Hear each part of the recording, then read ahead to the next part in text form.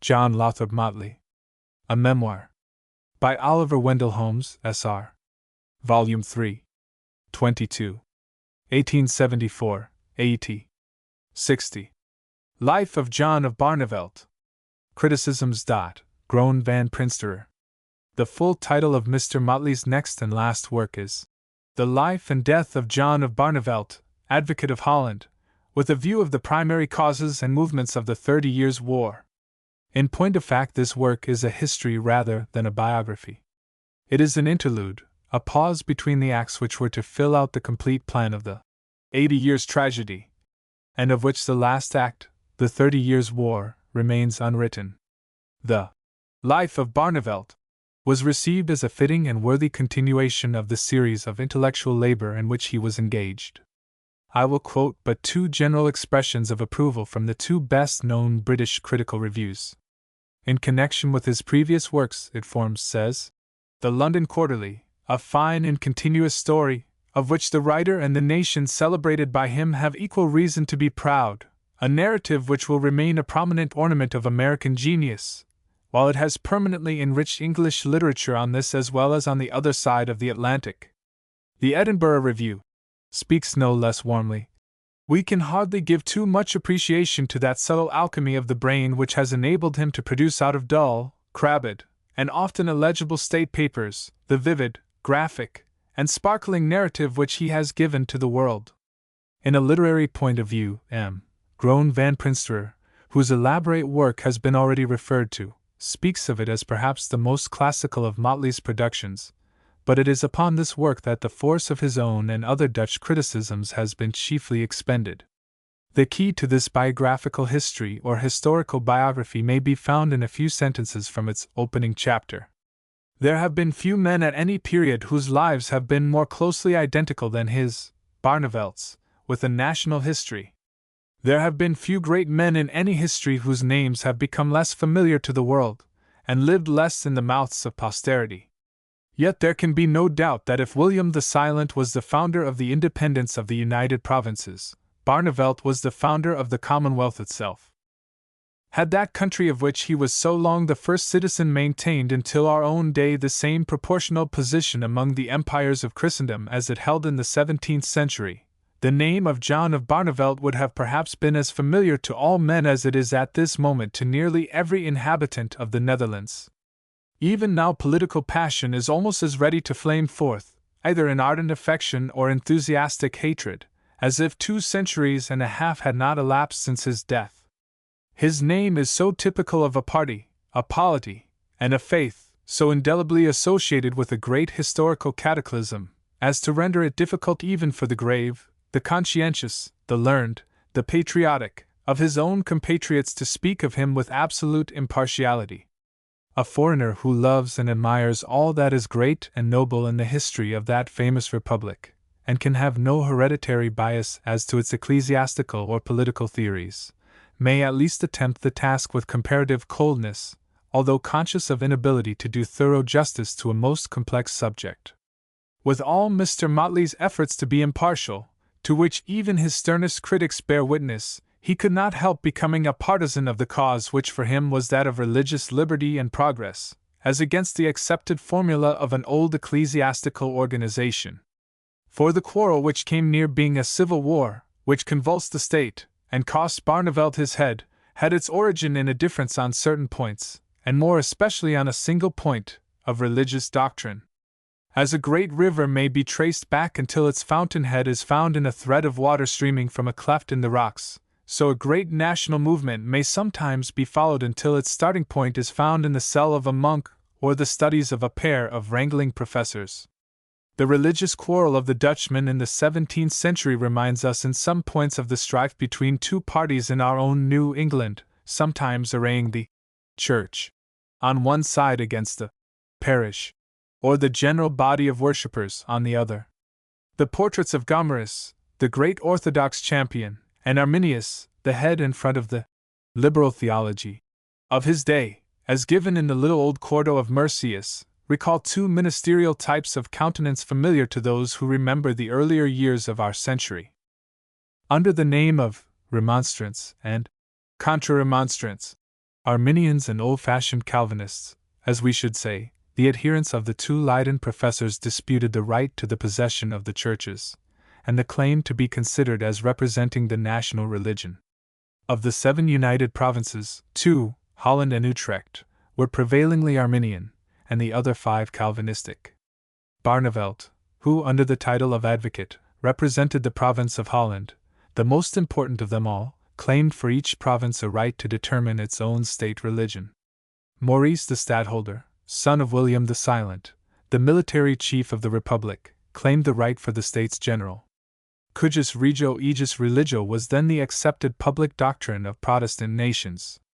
Thus the provincial and the general governments were brought into conflict by their creeds, and the question whether the Republic was a confederation or a nation, the same question which has been practically raised, and for the time at least settled, in our own Republic, was in some way to be decided. After various disturbances and acts of violence by both parties, Maurice, representing the States General, pronounced for the Calvinists or Contra-Remonstrants, and took possession of one of the great churches, as an assertion of his authority. Barneveld, representing the Arminian or Remonstrant provinces, levied a body of mercenary soldiers in several of the cities. These were disbanded by Maurice, and afterwards by an act of the States General. Barneveld was apprehended, imprisoned, and executed, after an examination which was in no proper sense a trial. Grotius, who was on the Arminian side and involved in the inculpated proceedings, was also arrested and imprisoned. His escape, by a stratagem successfully repeated by a slave in our own times, may challenge comparison for its romantic interest with any chapter of fiction. How his wife packed him into the chest supposed to contain the folios of the great Oriental scholar Opinius, how the soldiers wondered at its weight, and questioned whether it did not hold an Arminian, how the servant-maid, Elst van Houwening, quick-witted as Morgiana of the 40 Thieves, parried their questions and convoyed her master safely to the friendly place of refuge. All this must be read in the vivid narrative of the author. The questions involved were political, local, personal, and above all religious. Here is the picture which Motley draws of the religious quarrel as it divided the people. In burghers' mansions, peasants' cottages, mechanics' back parlors, on board herring smacks, canal boats, and East Indiamen, in shops, counting rooms, farmyards, guard rooms, alehouses, on the exchange, in the tennis court, on the mall, at banquets, at burials, christenings, or bridals, wherever and whenever human creatures met each other, there was ever to be found the fierce wrangle of remonstrant and contra-remonstrant, the hissing of red-hot theological rhetoric, the pelting of hostile texts.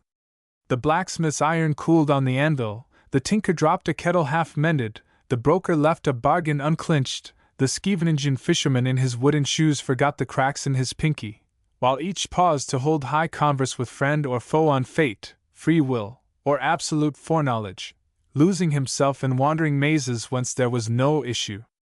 Province against province, city against city, family against family, it was one vast scene of bickering, denunciation, heart-burnings, mutual excommunication and hatred. The religious grounds of the quarrel which set these 17th-century Dutchmen to cutting each other's throats were to be looked for in the 5 points of the Arminians as arrayed against the 7 points of the Gomarites, or Contra-Remonstrants. The most important of the differences which were to be settled by fratricide seem to have been these. According to the 5 points, God has from eternity resolved to choose to eternal life those who through His grace believe in Jesus Christ, etc. According to the 7 points, God in His election has not looked at the belief and the repentance of the elect, etc. According to the 5 points, all good deeds must be ascribed to God's grace in Christ, but it does not work irresistibly. The language of the 7 points implies that the elect cannot resist God's eternal and unchangeable design to give them faith and steadfastness, and that they can never wholly and for always lose the true faith. The language of the 5 points is unsettled as to the last proposition, but it was afterwards maintained by the Remonstrant party that a true believer could, through his own fault, fall away from God and lose faith. It must be remembered that these religious questions had an immediate connection with politics. Independently of the conflict of jurisdiction, in which they involved the parties to the 2 different creeds, It was believed or pretended that the new doctrines of the Remonstrants led towards Romanism, and were allied with designs which threatened the independence of the country. "There are two factions in the land," said Maurice, "that of Orange and that of Spain, and the two chiefs of the Spanish faction are those political and priestly Arminians, White and Bogart and Olden Barneveld." The heads of the two religious and political parties were in such hereditary, long-continued, and intimate relations up to the time when one signed the other's death warrant, that it was impossible to write the life of one without also writing that of the other. For his biographer John of Barneveld is the true patriot, the martyr, whose cause was that of religious and political freedom. For him Maurice is the ambitious soldier who hated his political rival, and never rested until this rival was brought to the scaffold. The questions which agitated men's minds 2 centuries and a half ago are not dead yet in the country where they produced such estrangement, violence, and wrong. No stranger could take them up without encountering hostile criticism from one party or the other. It may be and has been conceded that Mr. Motley writes as a partisan of freedom in politics and religion, as he understands freedom. This secures him the antagonism of one class of critics. But these critics are themselves partisans, and themselves open to the crossfire of their antagonists. M. Groen van Prinsterer, the learned and distinguished editor of the Archives et Correspondence of the Orange and Nassau family, published a considerable volume, before referred to, in which many of Motley's views are strongly controverted. But he himself is far from being in accord with that eminent scholar, M. Bequezen van den Brink, whose name, he says, is celebrated enough to need no comment, or with M. Fruin, of whose impartiality and erudition he himself speaks in the strongest terms. The ground upon which he is attacked is thus stated in his own words. "People have often pretended to find in my writings the deplorable influence of an extreme Calvinism. The Puritans of the 17th century are my fellow religionists. I am a sectarian and not an historian." It is plain enough to any impartial reader that there are at least plausible grounds for this accusation against Mr. Motley's critic. And on a careful examination of the formidable volume, it becomes obvious that Mr. Motley has presented a view of the events and the personages of the stormy epoch with which he is dealing, which leaves a battleground yet to be fought over by those who come after him. The dispute is not and cannot be settled. The end of all religious discussion has come when one of the parties claims that it is thinking or acting under immediate divine guidance. "It is God's affair, and his honor is touched," says William Lewis to Prince Maurice. Mr. Motley's critic is not less confident in claiming the Almighty as on the side of his own views. Let him state his own ground of departure. To show the difference, let me rather say the contrast, between the point of view of Mr. Motley and my own, between the Unitarian and the evangelical belief. I am issue of Calvin, child of the awakening, Reveil. Faithful to the device of the Reformers, justification by faith alone, and the Word of God endures eternally. I consider history from the point of view of Merle D'Aubigné, Chalmers, Giesel. I desire to be disciple and witness of our Lord and Savior, Jesus Christ. He is therefore of necessity antagonistic to a writer whom he describes in such words as these. Mr. Motley is liberal and rationalist. He becomes, in attacking the principle of the Reformation, the passionate opponent of the Puritans and of Maurice, the ardent apologist of Barneveld and the Arminians. It is understood, and he makes no mystery of it, that he inclines towards the vague and undecided doctrine of the Unitarians. What M. Groen's idea of Unitarians is may be gathered from the statement about them which he gets from a letter of de Tocqueville. They are pure deists. They talk about the Bible, because they do not wish to shock too severely public opinion, which is prevailingly Christian. They have a service on Sundays, I have been there. At it they read verses from Dryden or other English poets on the existence of God and the immortality of the soul. They deliver a discourse on some point of morality, and all is said. In point of fact, the wave of protest which stormed the dikes of Dutch orthodoxy in the 17th century stole gently through the bars of New England Puritanism in the 18th. Though the large number, says Mr. Bancroft, still acknowledge the fixedness of the divine decrees, and the resistless certainty from all eternity of election and of reprobation, there were not wanting, even among the clergy, some who had modified the sternness of the ancient doctrine by making the self-direction of the active powers of man with freedom of inquiry and private judgment the central idea of a protest against Calvinism. Protestantism, cut loose from an infallible church, and drifting with currents it cannot resist, wakes up once or oftener in every century, to find itself in a new locality. Then it rubs its eyes and wonders whether it has found its harbor or only lost its anchor. There is no end to its disputes, for it has nothing but a fallible vote as authority for its oracles, and these appeal only to fallible interpreters.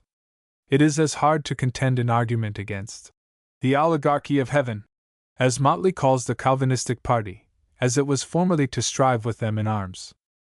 To this aristocracy of God's elect belonged the party which framed the Declaration of the Synod of Dort, the party which under the forms of justice shed the blood of the great statesman who had served his country so long and so well.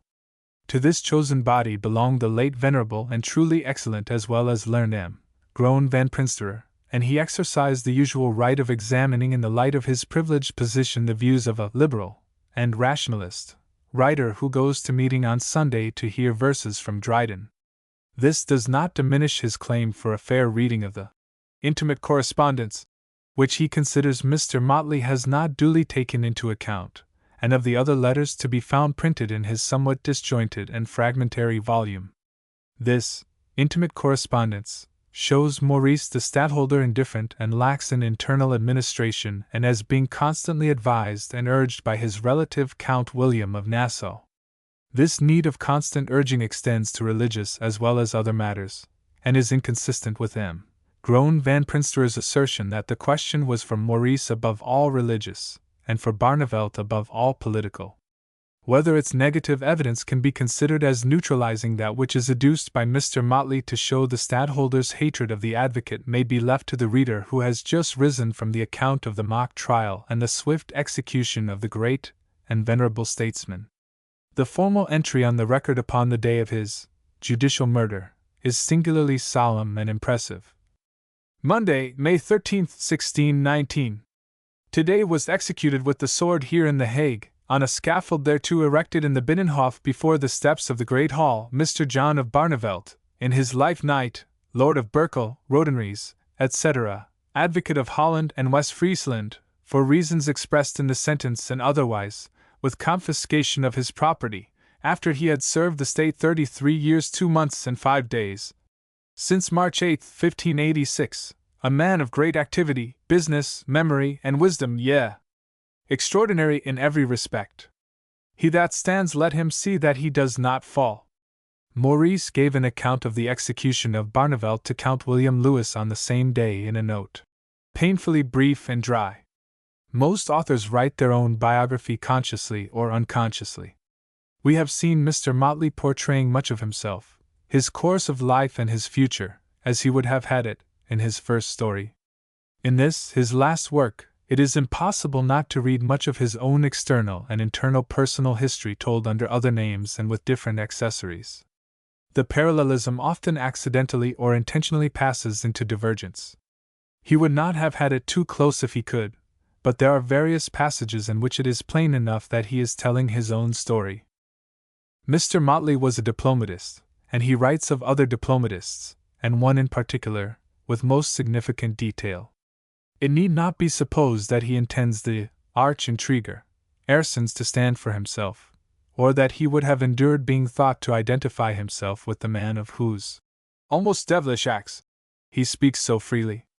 But the sagacious reader, and he need not be very sharp-sighted, will very certainly see something more than a mere historical significance in some of the passages which I shall cite for him to reflect upon. Mr. Motley's standard of an ambassador's accomplishments may be judged from the following passage.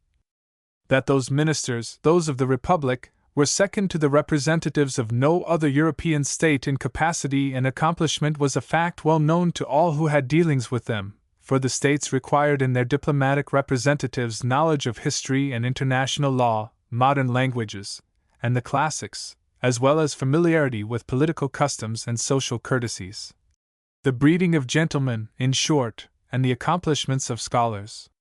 The story of the troubles of Aerssens, the ambassador of the United Provinces at Paris, must be given at some length, and will repay careful reading. Francis Ayresens continued to be the Dutch ambassador after the murder of Henry IV. He was beyond doubt one of the ablest diplomatists in Europe. Versed in many languages, a classical student, familiar with history and international law, a man of the world and familiar with its usages, accustomed to associate with dignity and tact on friendliest terms with sovereigns, eminent statesmen, and men of letters, endowed with a facile tongue, a fluent pen, and an eye and ear of singular acuteness and delicacy.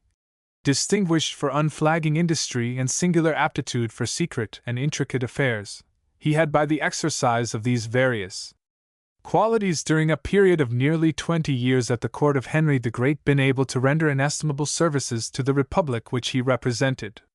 He had enjoyed the intimacy, and even the confidence of Henry IV, so far as any man could be said to possess that monarch's confidence, and his friendly relations and familiar access to the king gave him political advantages superior to those of any of his colleagues at the same court.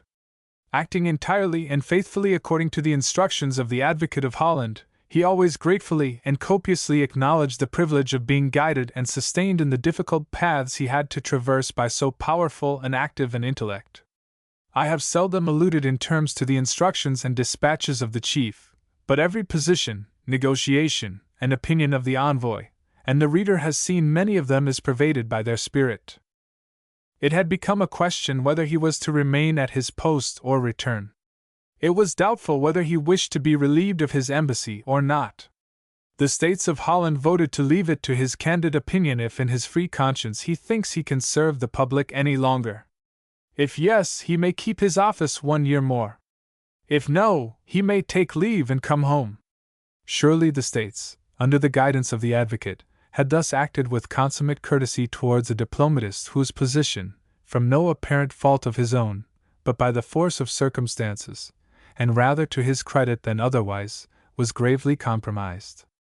The Queen, Mary de' Medici, had a talk with him, got angry, became very red in the face, and wanted to be rid of him.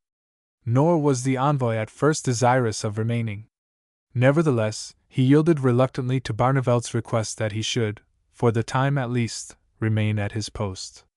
Later on, as the intrigues against him began to unfold themselves, and his faithful services were made use of at home to blacken his character and procure his removal, he refused to resign, as to do so would be to play into the hands of his enemies, and by inference at least, to accuse himself of infidelity to his trust.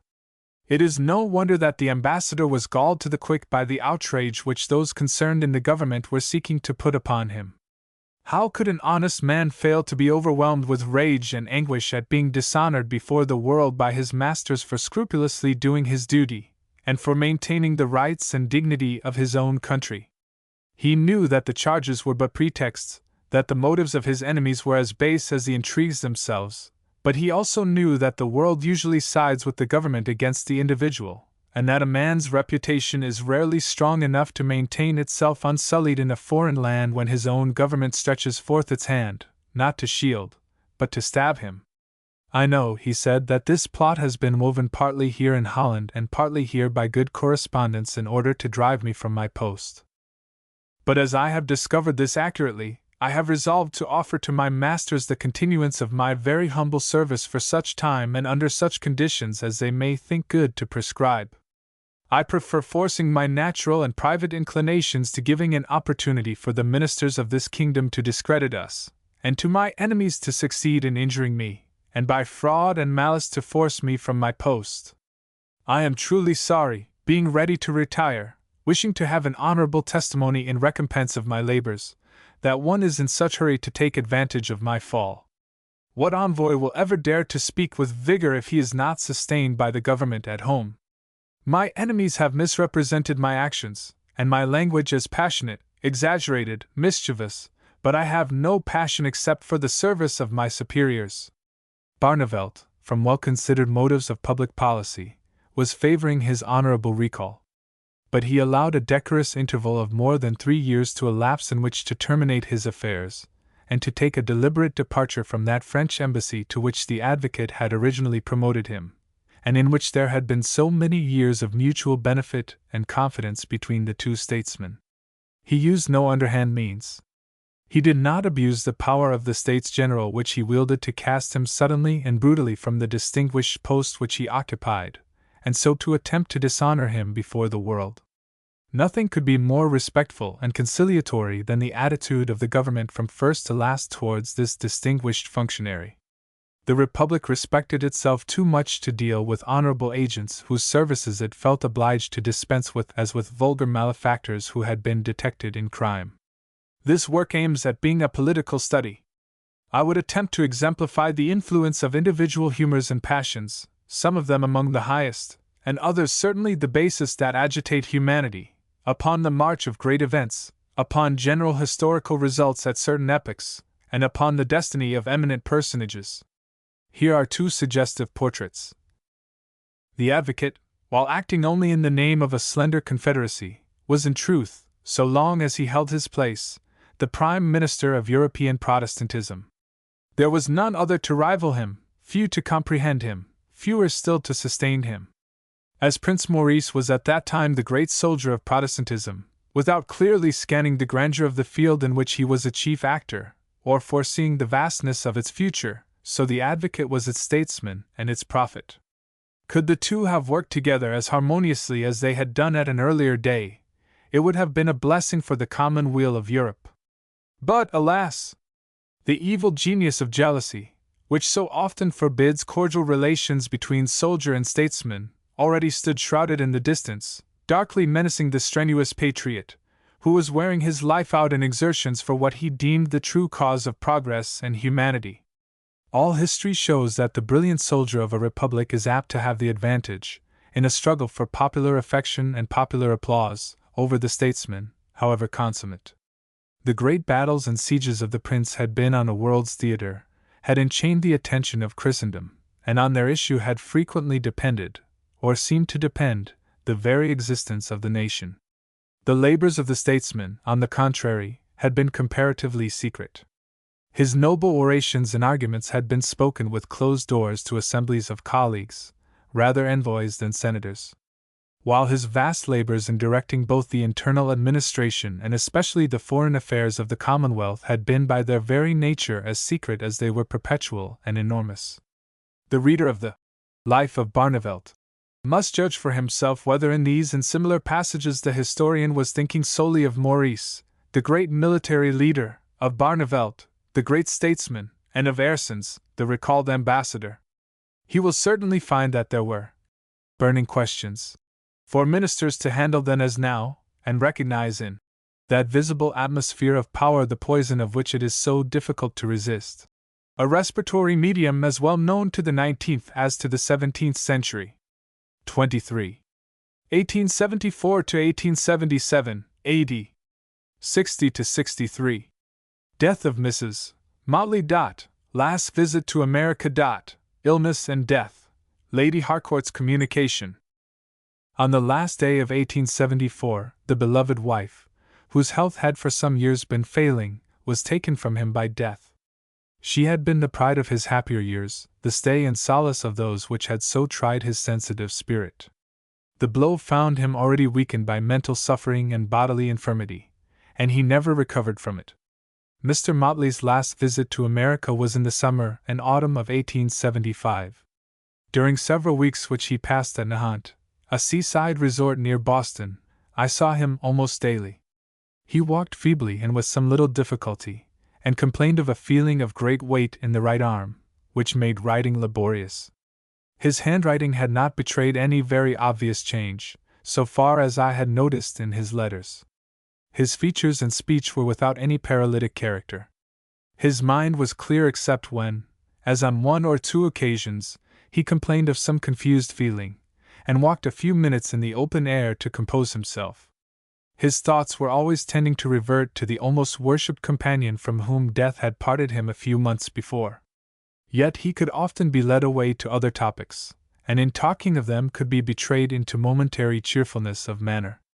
His long-enduring and all-pervading grief was not more a tribute to the virtues and graces of her whom he mourned than an evidence of the deeply affectionate nature which in other relations endeared him to so many whose friendship was a title to love and honor. I have now the privilege of once more recurring to the narrative of Mr. Motley's daughter, Lady Harcourt. The harassing work and mental distress of this time, after the recall from England, acting on an acutely nervous organization, began the process of undermining his constitution, of which we were so soon to see the results. It was not the least courageous act of his life, that, smarting under a fresh wound, tired and unhappy, he set his face immediately towards the accomplishment of fresh literary labor. After my sister's marriage in January, he went to The Hague to begin his researches in the archives for John of Barneveld. The Queen of the Netherlands had made ready a house for us, and personally superintended every preparation for his reception. We remained there until the spring, and then removed to a house more immediately in the town, a charming old-fashioned mansion, once lived in by John de Witt, where he had a large library and every domestic comfort during the year of his sojourn. The incessant literary labor in an enervating climate with enfeebled health may have prepared the way for the first break in his constitution, which was to show itself soon after. There were many compensations in the life about him. He enjoyed the privilege of constant companionship with one of the warmest hearts and finest intellects which I have ever known in a woman, the ame d'élite which has passed beyond this earth. The gracious sentiment with which the Queen sought to express her sense of what Holland owed him would have been deeply felt even had her personal friendship been less dear to us all. From the King, the Society of The Hague, and the diplomatic circle we had many marks of kindness. Once or twice I made short journeys with him for change of air to Amsterdam, to look for the portraits of John of Barneveld and his wife, to Bohemia, where, with the lingering hope of occupying himself with the 30 Years' War, he looked carefully at the scene of Wallenstein's death near Prague, and later to Varzin in Pomerania for a week with Prince Bismarck, after the great events of the Franco-German War. In the autumn of 1872 we moved to England, partly because it was evident that his health and my mother's required a change, partly for private reasons to be near my sister and her children. The day after our arrival at Bournemouth occurred the rupture of a vessel on the lungs, without any apparently sufficient cause. He recovered enough to revise and complete his manuscript, and we thought him better, when at the end of July, in London, he was struck down by the first attack of the head, which robbed him of all after power of work, although the intellect remained untouched.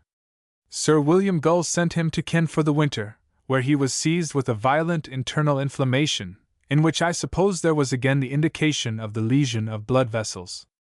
I am nearing the shadow now, the time of which I can hardly bear to write.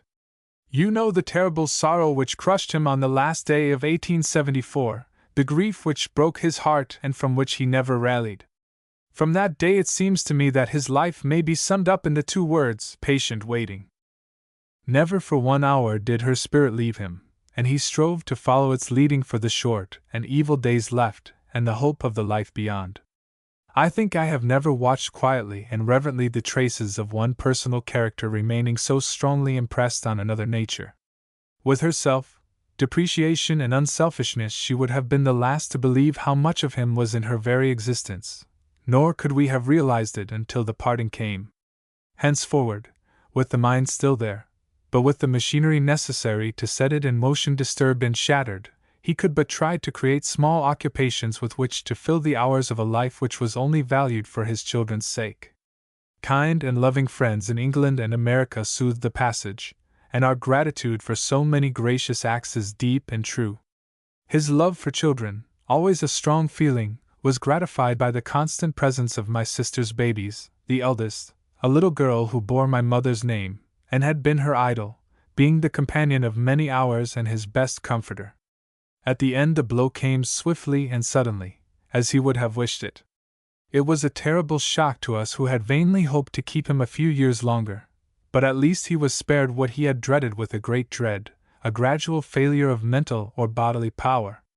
The mind was never clouded, the affections never weakened, and after a few hours of unconscious physical struggle he lay at rest, his face beautiful and calm, without a trace of suffering or illness. Once or twice he said, "It has come," and there were a few broken words before consciousness fled, but there was little time for messages or leave-taking. By a strange coincidence his life ended near the town of Dorchester, in the mother country, as if the last hour brought with it a reminiscence of his birthplace, and of his own dearly loved mother. By his own wish only the dates of his birth and death appear upon his gravestone, with the text chosen by himself, "In God is light, and in him is no darkness at all." 24. Conclusion. His character. His labors. His reward. In closing this restricted and imperfect record of a life which merits, and in due time will, I trust, receive an ampler tribute, I cannot refrain from adding a few thoughts which naturally suggest themselves, and some of which may seem quite unnecessary to the reader who has followed the story of the historian and diplomatist's brilliant and eventful career. Mr. Motley came of a parentage which promised the gifts of mind and body very generally to be accounted for, in a measure at least, wherever we find them, by the blood of one or both of the parents. They gave him special attractions and laid him open to not a few temptations.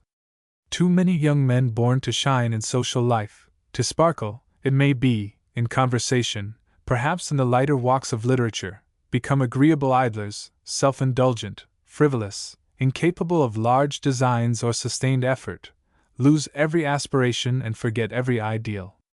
Our gilded youth wants such examples as this of Motley, not a solitary, but a conspicuous one, to teach them how much better is the restlessness of a noble ambition than the narcotized stupor of club life or the vapid amusement of a dressed-up intercourse which too often requires a questionable flavor of forbidden license to render it endurable to persons of vivacious character and temperament.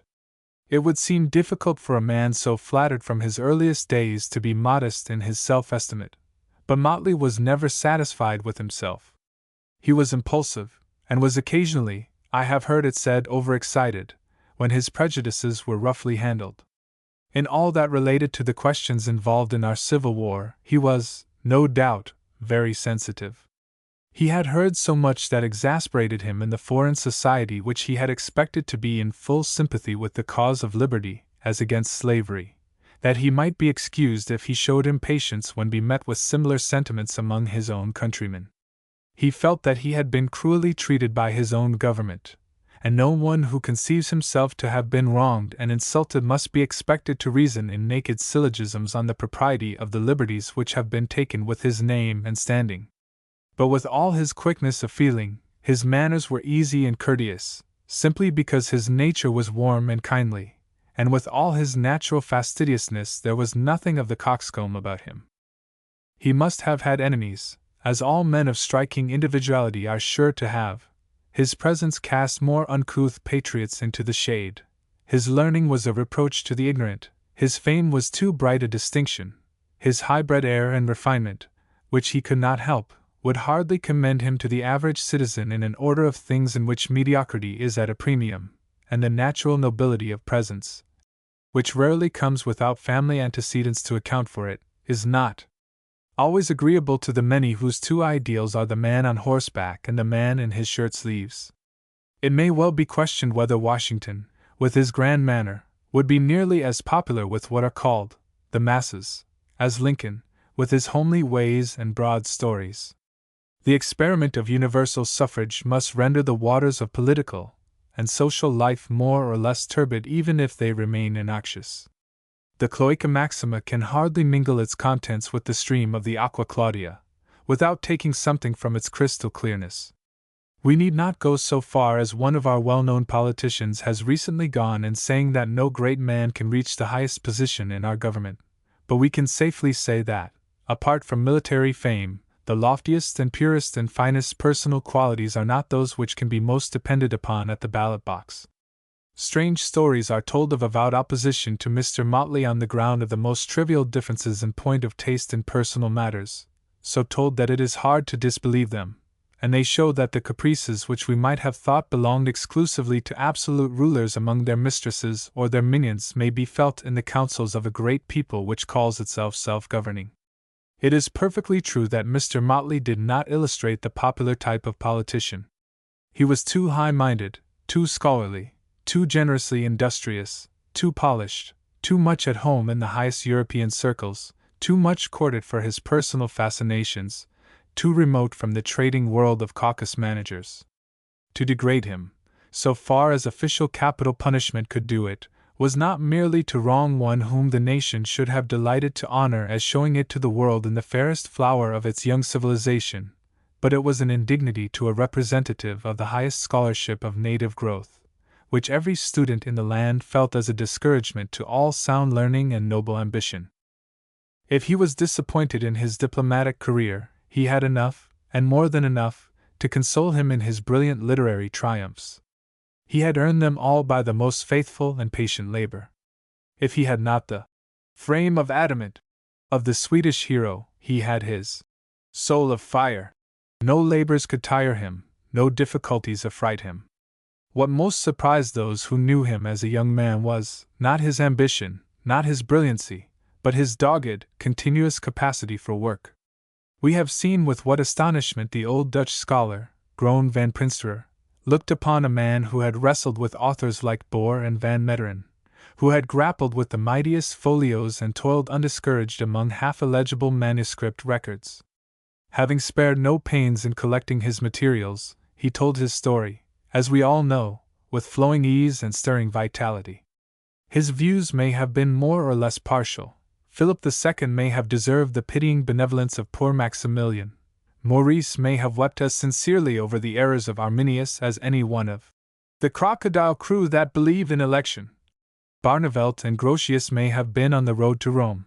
None of these things seem probable, but if they were all proved true in opposition to his views, we should still have the long roll of glowing tapestry he has woven for us, with all its life.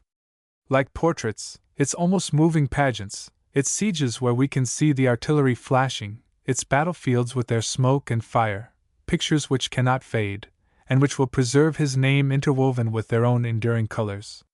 Republics are said to be ungrateful. It might be truer to say that they are forgetful.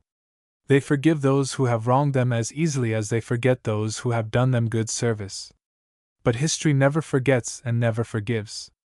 To her decision we may trust the question, whether the warm-hearted patriot who had stood up for his country nobly and manfully in the hour of trial, the great scholar and writer who had reflected honor upon her throughout the world of letters, the high-minded public servant, whose shortcomings it taxed the ingenuity of experts to make conspicuous enough to be presentable, was treated as such a citizen should have been dealt with.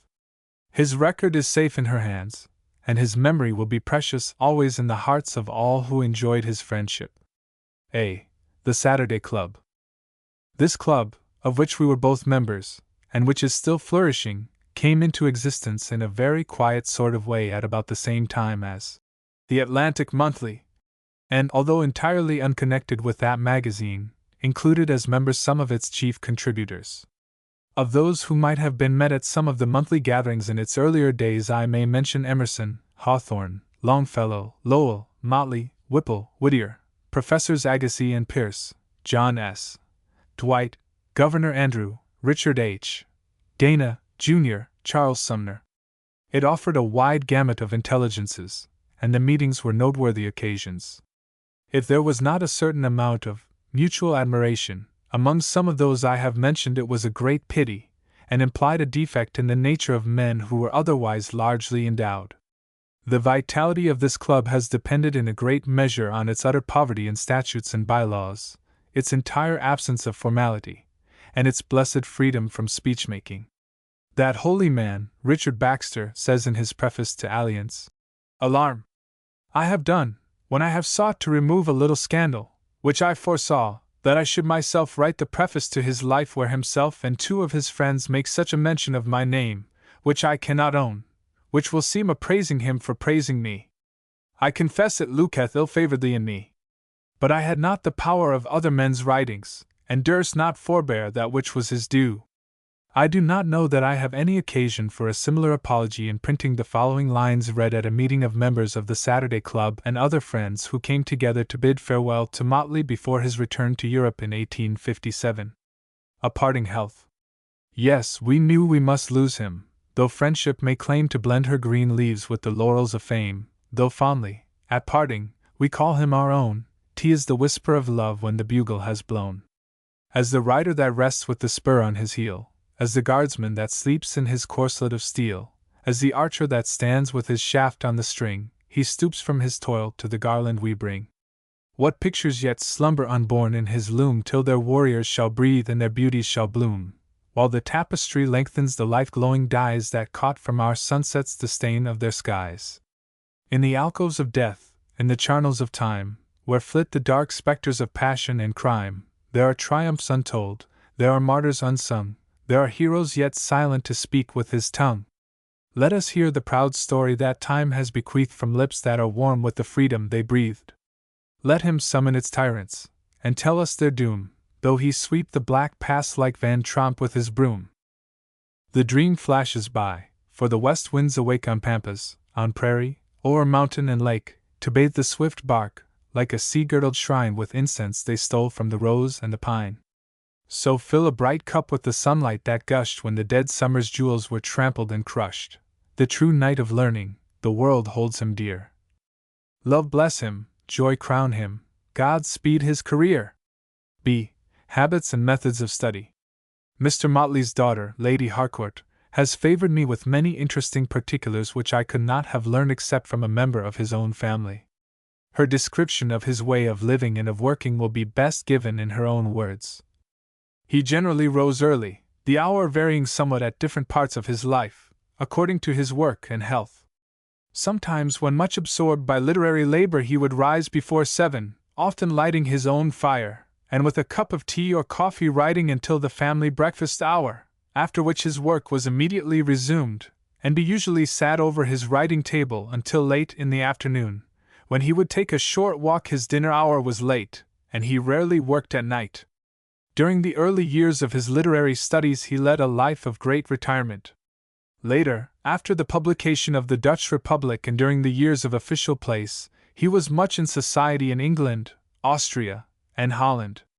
He enjoyed social life, and particularly dining out, keenly, but was very moderate and simple in all his personal habits, and for many years before his death had entirely given up smoking. His work, when not in his own library, was in the archives of the Netherlands, Brussels, Paris, the English State Paper Office, and the British Museum, where he made his own researches, patiently and laboriously consulting original manuscripts and reading masses of correspondence, from which he afterwards sometimes caused copies to be made, and where he worked for many consecutive hours a day. After his material had been thus painfully and toilfully amassed, the writing of his own story was always done at home, and his mind, having digested the necessary matter, always poured itself forth in writing so copiously that his revision was chiefly devoted to reducing the overabundance. He never shrank from any of the drudgery of preparation, but I think his own part of the work was sheer pleasure to him. I should have mentioned that his residence in London while minister was at the house No. 17 Arlington Street, belonging to Lord Yarborough. See Sir William Gull's account of his illness. I have availed myself of the permission implied in the subjoined letter of Sir William Gull to make large extracts from his account of Mr. Motley's condition while under his medical care. In his earlier years he had often complained to me of those nervous feelings connected with the respiration, referred to by this very distinguished physician. I do not remember any other habitual trouble to which he was subject. 74 Brook Street, Grosvenor Square, W. February 13, 1878. My dear Sir, I send the notes of Mr. Motley's last illness, as I promised. They are too technical for general readers, but you will make such exception as you require. The medical details may interest your professional friends. Mr. Motley's case was a striking illustration that the renal disease of so-called Bright's disease may supervene as part and parcel of a larger and antecedent change in the blood vessels in other parts than the kidney. I am, my dear Sir, yours very truly, William W. Gull. To Oliver Wendell Holmes, Esq. I first saw Mr. Motley, I believe, about the year 1870, on account of some nervous feelings connected with the respiration. At that time his general health was good, and all he complained of was occasionally a feeling of oppression about the chest. There were no physical signs of anything abnormal, and the symptoms quite passed away in the course of time, and with the use of simple antispasmodic remedies, such as camphor and the like. This was my first interview with Mr. Motley, and I was naturally glad to have the opportunity of making his acquaintance. I remember that in our conversation I jokingly said that my wife could hardly forgive him for not making her hero, Henri IV, a perfect character, and the earnestness with which he replied, "Au sérieux, I assure you I have fairly recorded the facts." After this date I did not see Mr. Motley for some time. He had 3 slight attacks of hemoptysis in the autumn of 1872, but no physical signs of change in the lung tissue resulted. So early as this I noticed that there were signs of commencing thickening in the heart, as shown by the degree and extent of its impulse. The condition of his health, though at that time not very obviously failing, a good deal arrested my attention, as I thought I could perceive in the occurrence of the hemoptysis, and in the cardiac hypertrophy, the early beginnings of vascular degeneration. In August 1873 occurred the remarkable seizure, from the effects of which Mr. Motley never recovered. I did not see him in the attack, but was informed, as far as I can remember, that he was on a casual visit at a friend's house at luncheon, or it might have been dinner, when he suddenly became strangely excited, but not quite unconscious. I believed at the time, and do so still, that there was some capillary apoplexy of the convolutions. The attack was attended with some hemiplegic weakness on the right side, an altered sensation, and ever after there was a want of freedom and ease both in the gait and in the use of the arm of that side. To my inquiries from time to time how the arm was, the patient would always flex and extend it freely, but nearly always used the expression, "There is a bedevilment in it," though the handwriting was not much, if at all, altered. In December 1873, Mr. Motley went by my advice to Caen. I wrote the following letter at the time to my friend Dr. Frank, who was practicing there. This letter, every word of which was of value to the practitioner who was to have charge of the patient, relates many of the facts given above, and I shall therefore only give extracts from it. December 29, 1873. My dear Dr. Frank, my friend Mr. Motley, the historian and late American minister, whose name and fame no doubt you know very well, has by my advice come to Caen for the winter and spring, and I have promised him to give you some account of his case. To me it is one of special interest, and personally, as respects the subject of it, of painful interest. I have known Mr. Motley for some time, but he consulted me for the present condition about midsummer. If I have formed a correct opinion of the pathology of the case, I believe the smaller vessels are degenerating in several parts of the vascular area, lung, brain, and kidneys. With this view I have suggested a change of climate, a nourishing diet, etc., and it is to be hoped, and I trust expected, that by great attention to the conditions of hygiene, internal and external, the progress of degeneration may be retarded. I have no doubt you will find, as time goes on, increasing evidence of renal change, but this is rather a coincidence and consequence than a cause, though no doubt when the renal change has reached a certain point, it becomes in its own way a factor of other lesions. I have troubled you at this length because my mind is much occupied with the pathology of these cases, and because no case can, on personal grounds, more strongly challenge our attention. Yours very truly, William W. Gull. During the spring of 1874, whilst at Caen, Mr. Motley had a sharp attack of nephritis, attended with fever, but on returning to England in July there was no important change in the health. The weakness of the side continued, and the inability to undertake any mental work. The signs of cardiac hypertrophy were more distinct. In the beginning of the year 1875 I wrote as follows. February 20th, 1875. My dear Mr. Motley, the examination I have just made appears to indicate that the main conditions of your health are more stable than they were some months ago, and would therefore be so far in favor of your going to America in the summer, as we talked of. The ground of my doubt has lain in the possibility of such a trip further disordering the circulation. Of this, I hope, there is now less risk. On the 4th of June 1875, I received the following letter. Calverley Park Hotel, Tunbridge Wells, June 4, 1875. My dear Sir William, I have been absent from town for a long time, but am to be there on the 9th and 10th. Could I make an appointment with you for either of those days? I am anxious to have a full consultation with you before leaving for America. Our departure is fixed for the 19th of this month. I have not been worse than usual of late.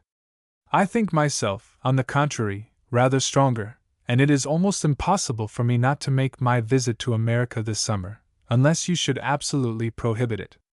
If either of those days should suit you, could you kindly suggest another day? I hope, however, you can spare me half an hour on one of those days, as I like to get as much of this bracing air as I can. Will you kindly name the hour when I may call on you, and address me at this hotel? Excuse this slovenly note in pencil, but it fatigues my head and arm much more to sit at a writing table with pen and ink. Always most sincerely yours, my dear Sir William J. L. Motley. On Mr. Motley's return from America I saw him, and found him, I thought, rather better in general health than when he left England. In December, 1875, Mr. Motley consulted me for trouble of vision in reading or walking, from sensations like those produced by flakes of falling snow coming between him and the objects he was looking at. Mr. Bowman, one of our most excellent oculists, was then consulted. Mr. Bowman wrote to me as follows: "Such symptoms as exist point rather to disturbed retinal function than to any brain mischief. It is, however, quite likely that what you fear for the brain may have had its counterpart in the nerve structures of the eye, and as he is short-sighted, this tendency may be further intensified." Mr. Bowman suggested no more than such an arrangement of glasses as might put the eyes, when in use, under better optic conditions. The year 1876 was passed over without any special change worth notice. The walking powers were much impeded by the want of control over the right leg. The mind was entirely clear, though Mr. Motley did not feel equal, and indeed had been advised not to apply himself to any literary work. Occasional conversations, when I had interviews with him on the subject of his health, proved that the attack which had weakened the movements of the right side had not impaired the mental power. The most noticeable change which had come over Mr. Motley since I first knew him was due to the death of Mrs. Motley in December, 1874. It had in fact not only profoundly depressed him, but, if I may so express it, had removed the center of his thought to a new world. In long conversations with me of a speculative kind, after that painful event, it was plain how much his point of view of the whole course and relation of things had changed. His mind was the last to dogmatize on any subject. There was a candid and childlike desire to know, with an equal confession of the incapacity of the human intellect. I wish I could recall the actual expressions he used, but the sense was that which has been so well stated by Hooker in concluding an exhortation against the pride of the human intellect, where he remarks, "Dangerous it were for the feeble brain of man to wade far into the doings of the Most High, whom, although to know be life, and joy to make mention of his name, yet our soundest knowledge is to know that we know him, not indeed as he is, either can know him, and our safest eloquence concerning him is our silence, when we confess without confession that his glory is inexplicable, his greatness above our capacity and reach. He is above and we upon earth, therefore it behoveth our words to be wary and few." Mrs. Motley's illness was not a long one, and the nature of it was such that its course could with certainty be predicted. Mr. Motley and her children passed the remaining days of her life, extending over about a month, with her, in the mutual understanding that she was soon to part from them. The character of the illness, and the natural exhaustion of her strength by suffering, lessened the shock of her death, though not the loss, to those who survived her. The last time I saw Mr. Motley was, I believe, about 2 months before his death, March 28, 1877. There was no great change in his health, but he complained of indescribable sensations in his nervous system, and felt as if losing the whole power of walking, but this was not obvious in his gait, although he walked shorter distances than before. I heard no more of him until I was suddenly summoned on the 29th of May into Devonshire to see him. The telegram I received was so urgent that I suspected some rupture of a blood vessel in the brain, and that I should hardly reach him alive, and this was the case. About 2 o'clock in the day he complained of a feeling of faintness, said he felt ill and should not recover, and in a few minutes was insensible with symptoms of ingravescent apoplexy.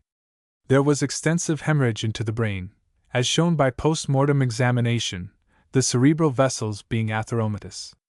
The fatal hemorrhage had occurred into the lateral ventricles, from rupture of one of the middle cerebral arteries.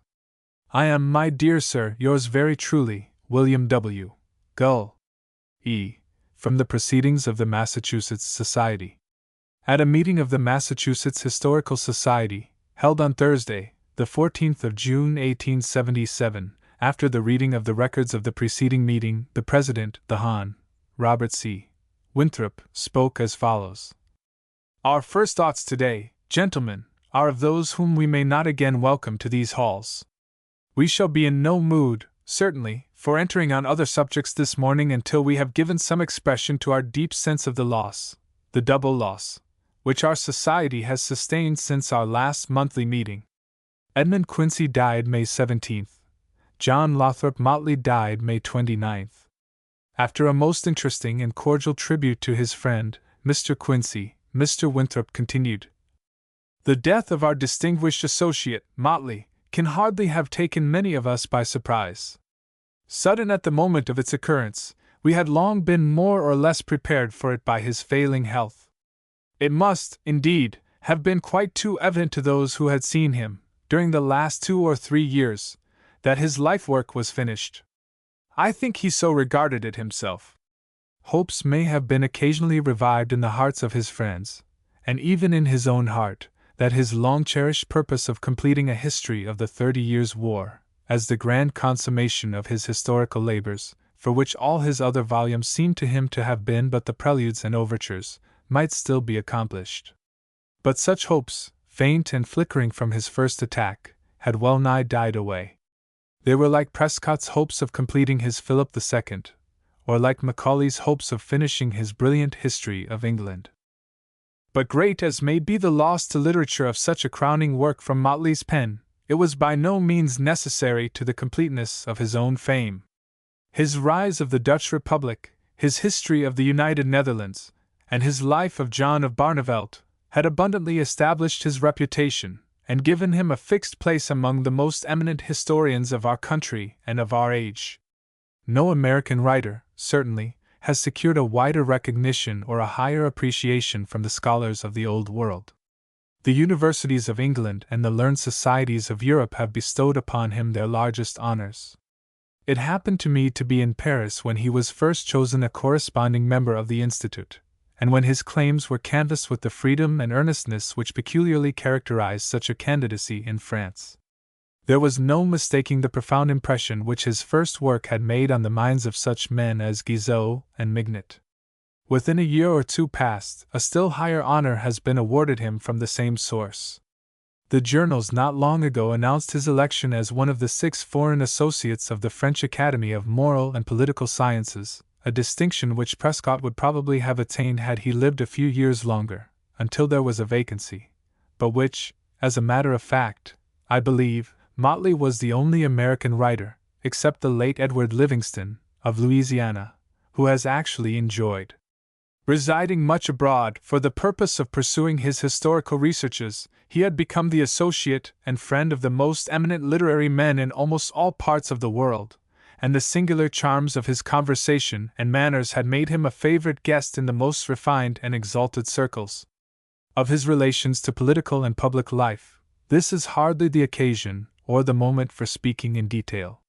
Misconstructions and injustices are the proverbial lot of those who occupy eminent position. It was a Duke of Vienna, if I remember rightly, whom Shakespeare, in his Measure for Measure, introduces as exclaiming, O place and greatness, millions of false eyes are stuck upon thee. Volumes of report run with these false and most contrarious quests upon thy doings. Thousand stapes of wit make thee the father of their idle dream, and rack thee in their fancies. I forbear from all application of the lines. It is enough for me, certainly, to say here, today, that our country was proud to be represented at the courts of Vienna and London successively by a gentleman of so much culture and accomplishment as Mr. Motley, and that the circumstances of his recall were deeply regretted by us all. His fame, however, was quite beyond the reach of any such accidents, and could neither be enhanced nor impaired by appointments or removals. As a powerful and brilliant historian, we pay him our unanimous tribute of admiration and regret, and give him a place in our memories by the side of Prescott and Irving. I do not forget how many of us lament him, also, as a cherished friend. He died on the 29th ultimo, at the house of his daughter, Mrs.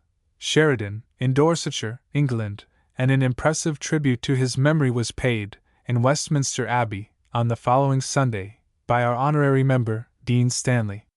Such a tribute, from such lips, and with such surroundings, leaves nothing to be desired in the way of eulogy. He was buried in Kensal Green Cemetery, by the side of his beloved wife. One might well say of Motley precisely what he said of Prescott, in a letter from Rome to our associate, Mr. William Amory, immediately on hearing of Prescott's death. I feel inexpressibly disappointed, speaking now for an instant purely from a literary point of view, that the noble and crowning monument of his life, for which he had laid such massive foundations, and the structure of which had been carried forward in such a grand and masterly manner, must remain uncompleted, like the unfinished peristyle of some stately and beautiful temple on which the night of time has suddenly descended.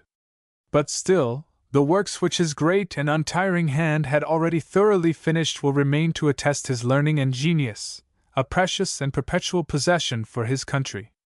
The President now called on Dr. Oliver Wendell Holmes, who said, "The thoughts which suggest themselves upon this occasion are such as belong to the personal memories of the dear friends whom we have lost, rather than to their literary labors, the just tribute to which must wait for a calmer hour than the present, following so closely as it does on our bereavement."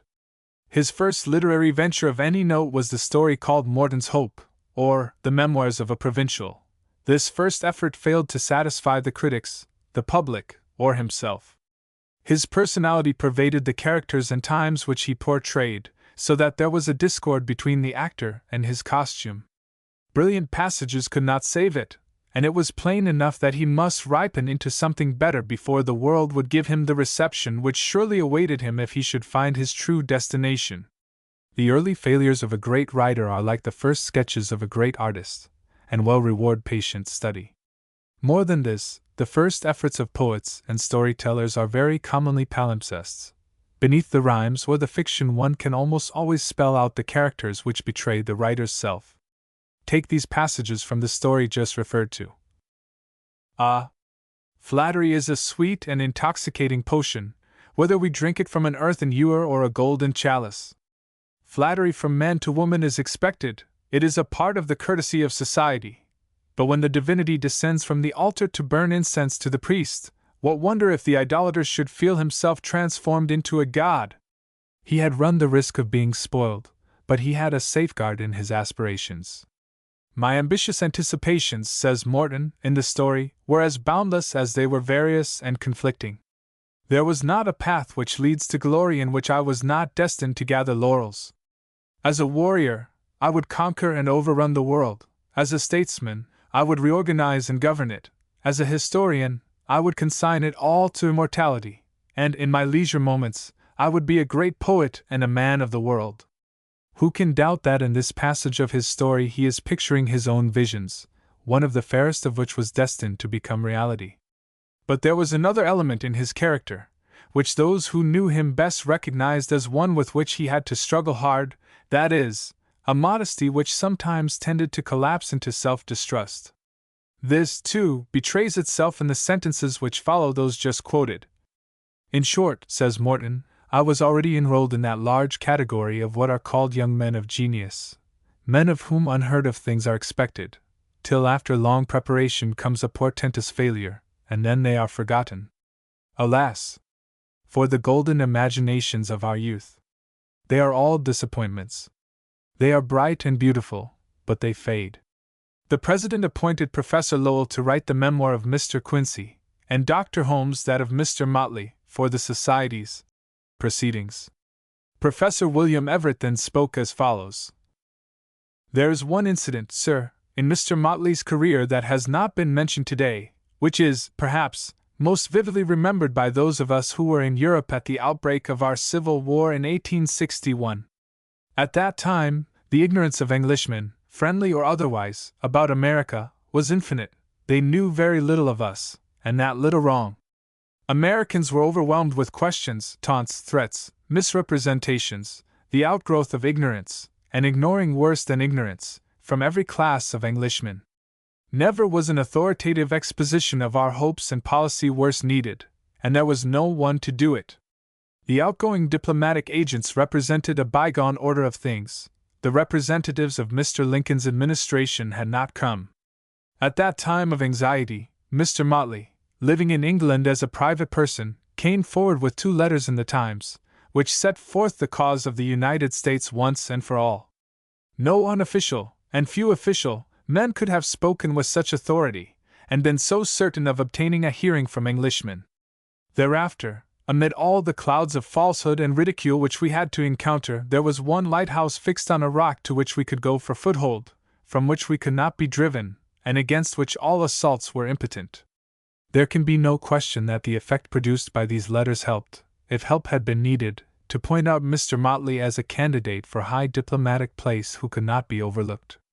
Their value was recognized alike by his fellow citizens in America and his admirers in England, but none valued them more than the little band of exiles, who were struggling against terrible odds, and who rejoiced with a great joy to see the Stars and Stripes, whose centennial anniversary those guns are now celebrating, planted by a hand so truly worthy to rally every American to its support. G. Poem by William Cullen Bryant. I cannot close this memoir more appropriately than by appending the following poetical tribute. In memory of John Lothrop Motley. By William Cullen Bryant. Sleep, Motley, with the great of ancient days, who wrote for all the years that yet shall be. Sleep with Herodotus, whose name and praise have reached the isles of earth's remotest sea.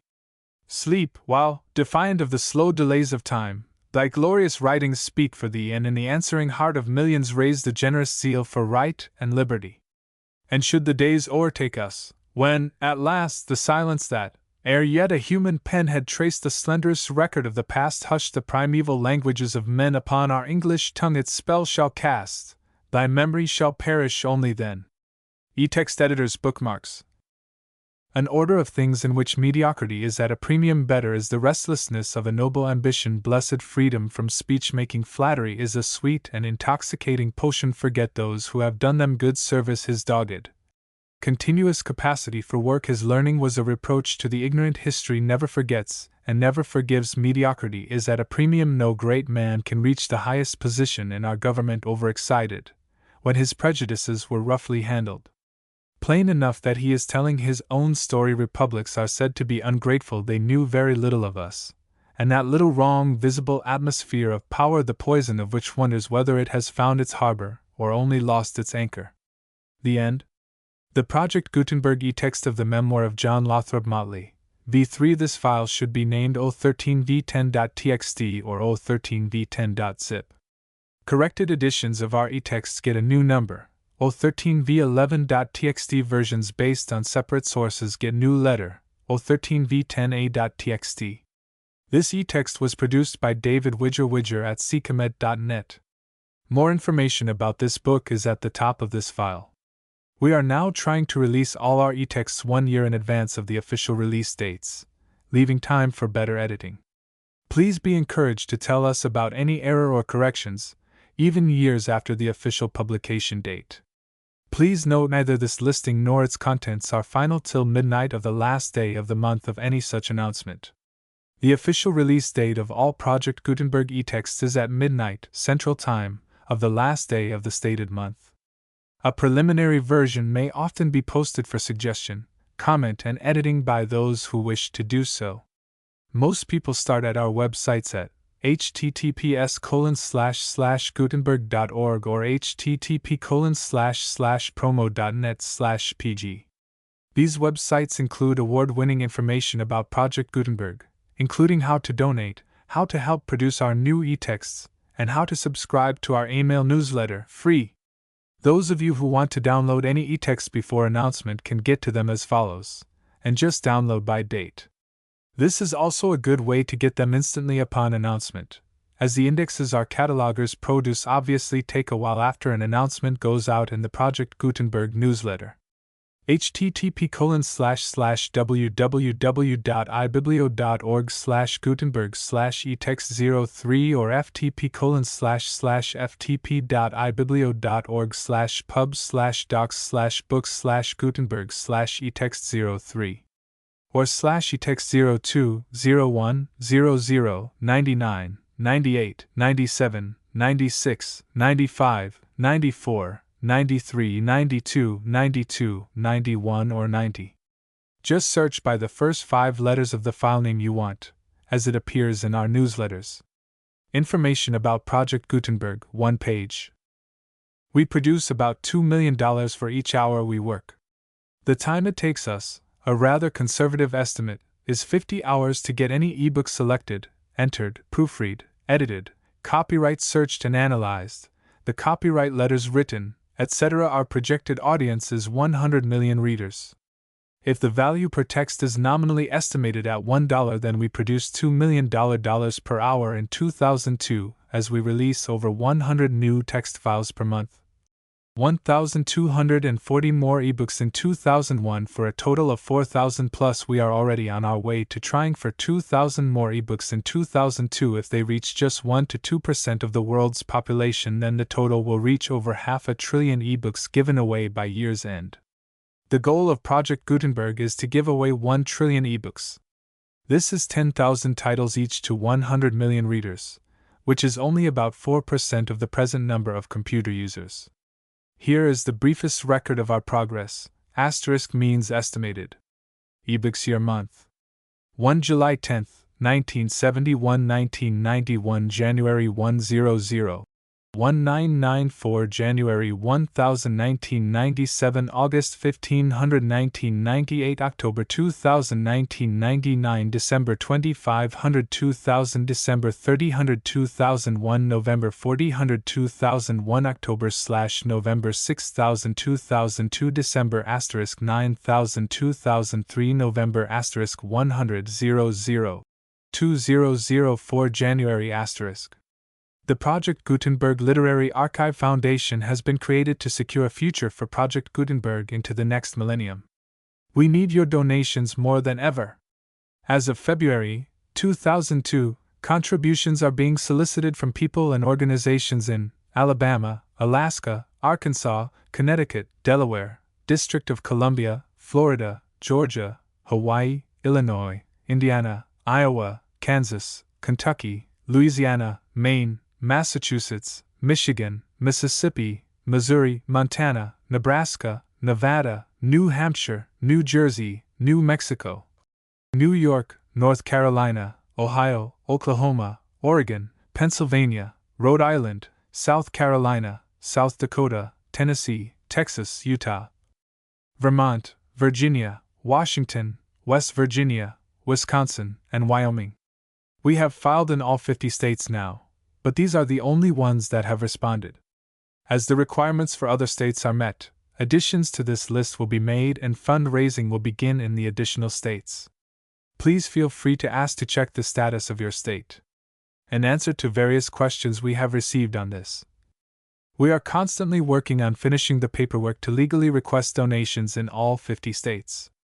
If your state is not listed and you would like to know if we have added it since the list you have, just ask. While we cannot solicit donations from people in states where we are not yet registered, we know of no prohibition against accepting donations from donors in these states who approach us with an offer to donate. International donations are accepted, but we don't know anything about how to make them tax-deductible, or even if they can be made deductible, and don't have the staff to handle it even if there are ways. The most recent list of states, along with all methods for donations, including credit card donations and international donations, may be found online at https://www.gutenberg.org/donation.html.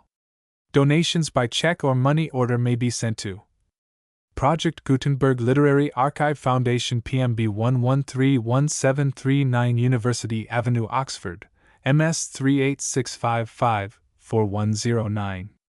Contact us if you want to arrange for a wire transfer or payment method other than by check or money order. The Project Gutenberg Literary Archive Foundation has been approved by the US Internal Revenue Service as a 501(c)(3) organization with EIN, Employee Identification Number, 64 to 622,154. Donations are tax-deductible to the maximum extent permitted by law. As fundraising requirements for other states are met, additions to this list will be made and fundraising will begin in the additional states. We need your donations more than ever. You can get up-to-date donation information at https://www.gutenberg.org/donation.html. If you can't reach Project Gutenberg, you can always email directly to Michael S. Hart at pollbox.com. Professor Hart will answer or forward your message. We would prefer to send you information by email. The legal small print. 3 pages. Start the small print. *** for public domain e-texts *** start ****. Why is this small print statement here? You know lawyers. They tell us you might sue us if there is something wrong with your copy of this e-text, even if you got it for free from someone other than us, and even if what's wrong is not our fault. So, among other things, this small print statement disclaims most of our liability to you. It also tells you how you may distribute copies of this e-text if you want to. Before you use or read this e-text by using or reading any part of this Project Gutenberg TM e-text, you indicate that you understand, agree to, and accept this small print statement. If you do not, you can receive a refund of the money, if any, you paid for this e-text by sending a request within 30 days of receiving it to the person you got it from. If you receive this e-text on a physical medium, such as a disk, you must return it with your request. About Project Gutenberg TM e-texts. This Project Gutenberg TM e-text, like most Project Gutenberg TM e-texts, is a public domain work distributed by Professor Michael S. Hart through the Project Gutenberg Association, the project. Among other things, this means that no one owns a United States copyright on or for this work, so the project, and you, can copy and distribute it in the United States without permission and without paying copyright royalties. Special rules set forth below apply if you wish to copy and distribute this e-text under the Project Gutenberg trademark. Please do not use the Project Gutenberg trademark to market any commercial products without permission. To create these e-texts, the project expends considerable efforts to identify, transcribe, and proofread public domain works. Despite these efforts, the project's e-texts and any medium they may be on may contain defects. Among other things, defects may take the form of incomplete, inaccurate, or corrupt data, transcription errors, a copyright or other intellectual property infringement, a defective or damaged disk or other e-text medium, a computer virus, or computer codes that damage or cannot be read by your equipment. Limited warranty. Disclaimer of damages but for the right of replacement or refund.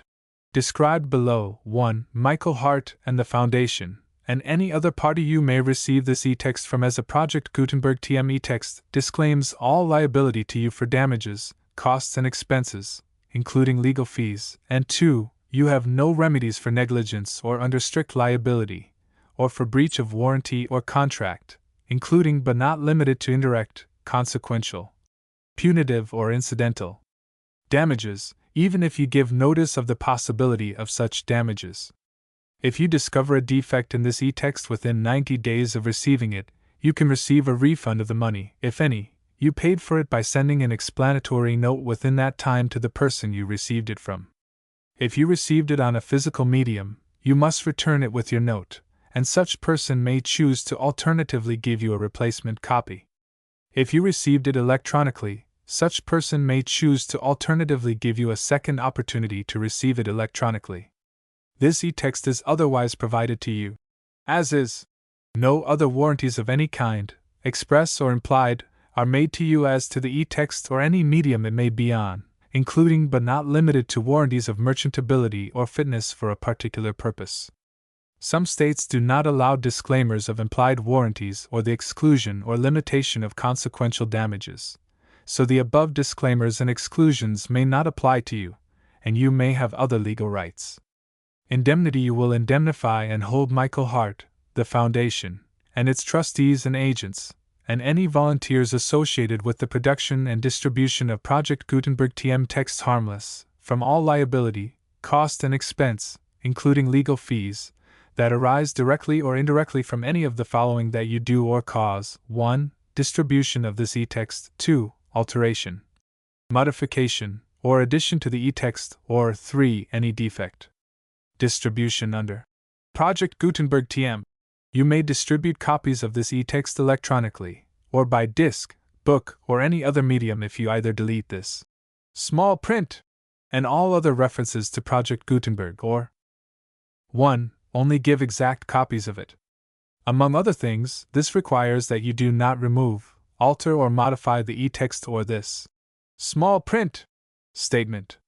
You may, however, if you wish, distribute this e-text in machine-readable binary, compressed, markup, or proprietary form, including any form resulting from conversion by word processing or hypertext software, but only so long as either *, the e-text, when displayed, is clearly readable, and does not contain characters other than those intended by the author of the work, although tilde, asterisk, and underline, underscore, characters may be used to convey punctuation intended by the author, and additional characters may be used to indicate hypertext links, or *. The e-text may be readily converted by the reader at no expense into plain ASCII, EBCDIC, or equivalent form by the program that displays the e-text, as is the case, for instance, with most word processors, or *. You provide, or agree to also provide on request at no additional cost, fee, or expense, a copy of the e-text in its original plain ASCII form, or in EBCDIC or other equivalent proprietary form. 2. Honor the e-text refund and replacement provisions of this small print statement. 3. Pay a trademark license fee to the Foundation of 20% of the gross profits you derive, calculated using the method you already used to calculate your applicable taxes. If you don't derive profits, no royalty is due. Royalties are payable to Project Gutenberg Literary Archive Foundation. The 60 days following each date you prepare, or were legally required to prepare, your annual, or equivalent periodic, tax return. Please contact us beforehand to let us know your plans and to work out the details. What if you want to send money even if you don't have to? Project Gutenberg is dedicated to increasing the number of public domain and licensed works that can be freely distributed in machine-readable form. The project gratefully accepts contributions of money, time, public domain materials, or royalty-free copyright licenses. Money should be paid to the Project Gutenberg Literary Archive Foundation. If you are interested in contributing scanning equipment or software or other items, please contact Michael Hart at hart@pobox.com. Portions of this header are copyright C. 2001 by Michael S. Hart and may be reprinted only when these e-texts are free of all fees. Project Gutenberg is a trademark and may not be used in any sales of Project Gutenberg e-texts or other materials, be they hardware or software or any other related product, without express permission. *N the small print. For public domain e-texts *ver.10/04/01 *end